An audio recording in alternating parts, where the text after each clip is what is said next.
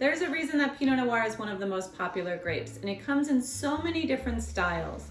In this tasting, I'm really thrilled to show you two different vintages of the Marietta wines. Marietta is a winery in Mendocino in Northern California. I love the way these two Pinot Noirs have so much in common, but the complexity and the differences in the two vintages is something that is so fun to explore. Whenever you're tasting two wines from the same producer, either from a similar vineyard, in this case we're trying two different vintages, it's really fun to try them side by side if you have that luxury. And it's interesting to see the difference that a vintage makes. So the first wine that I am trying is 2016, and the duo of wine, if you even look at the back of the labels, you'll see the alcohol levels just about 1% in difference between the 16 and the 17. And the interesting thing about Pinot Noir is it's a very thin-skinned grape, so if you look through it, you can kind of read through it and see your fingers. You might also notice that this one is slightly hazy. It looks as if you took your fingers and you put them on the glass and there's a little bit of like spotting. That's really normal, and it's very interesting. It means that the wine was unfined and unfiltered. So when I smell this wine, it's very subtle on the nose. It's a lot of red fruit, is typical from Pinot Noir, and has sort of a strawberry, cherry, wild berries, red cherries. Pinot Noir is one of those floral grapes, so you often get like this potpourri or dried flowers, rose petals, violets, really elegant, if you will, in the nose. So some people would say even perfumed. And when you take a sip, that's when you know you're drinking Pinot Noir. I love the way it makes your mouth salivate. It's really nice, tart acidity. And the tannins are so smooth, so it's almost like silky. It's a great wine. I hope you like it. And the duo of wine, the 2017, is a little bit higher in alcohol.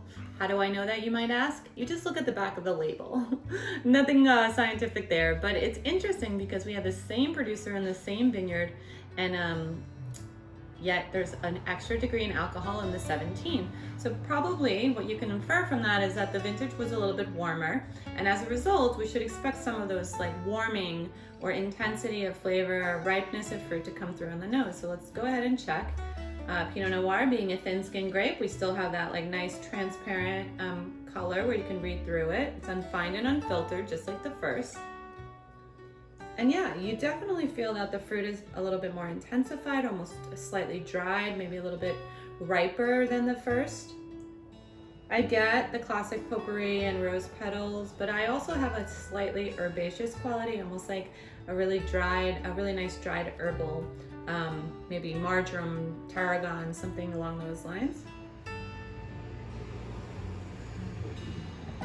I love when Pinot Noir tastes like as if you take a bowl of fresh cherries and fruit and you just grate some lemon or orange zest on it. So it's like this ability to have ripeness but also be so fresh and refreshing.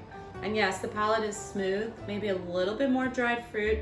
We have that silky texture, we have that bright fresh finish.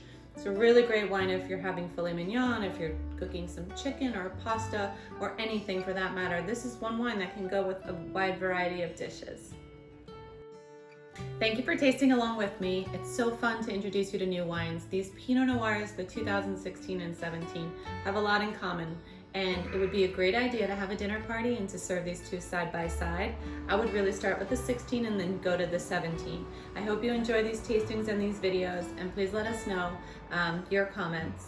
Till next time, cheers.